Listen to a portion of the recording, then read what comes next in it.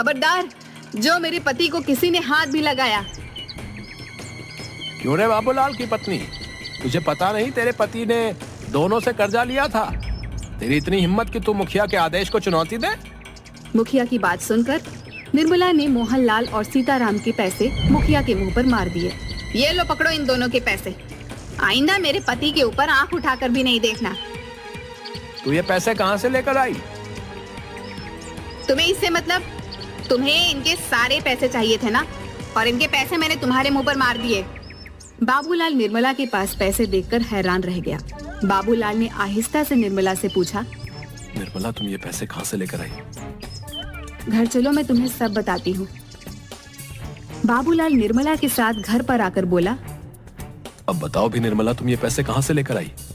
आज जब तुम्हें मोहनलाल और सीताराम पकड़ कर ले गए थे तो मैं फूट फूट कर रो रही थी। रोते हुए मुझे अचानक गुस्सा आ गया और मैंने गुस्से में वो पोटली बाहर फेंकने के लिए निकाली जिसमें कंकड़ थे। मगर जैसे ही उस पोटली में से कंकड़ फेंके तो उसमें से कंकड़ नहीं बल्कि बेशकीमती हीरे निकले। मैं तुरंत एक हीरा गिरवी रखकर पैसे ले आई और मुखिया के मुंह पर मार दिए। निर्मला की बात सुनकर बाबूलाल हैरान होकर बोला, लेकिन उसमें तो कंकड़ पत्थर थे। मैं भी हैरान रह गई थी। बहुत सोचने के बाद मुझे एहसास हुआ कि शायद वो दोनों बूढ़े पति पत्नी कोई मायावी लोग थे जो तुम्हारी मदद करने आए थे। निर्मला ने इतना कहा ही था कि तभी दरवाजे पर दस्तक हुई। निर्मला उन हीरों को देखने में खोई हुई थी। बाबूलाल ने जाकर दरवाजा खोल दिया। दरवाजे के बाहर वही बूढ़े पति पत्नी थे जो बाबूलाल की ओर देखकर मुस्कुरा रहे थे। आप दोनों कौन हैं?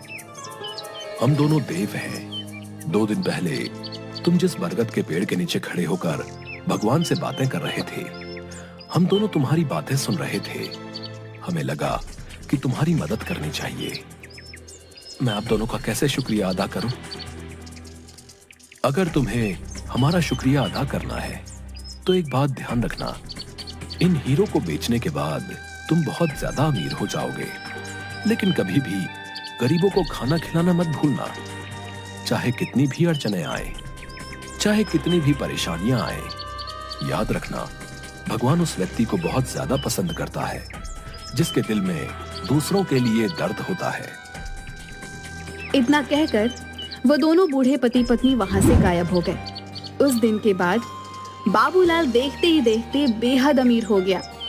लेकिन वो आज भी गरीबों को मुफ्त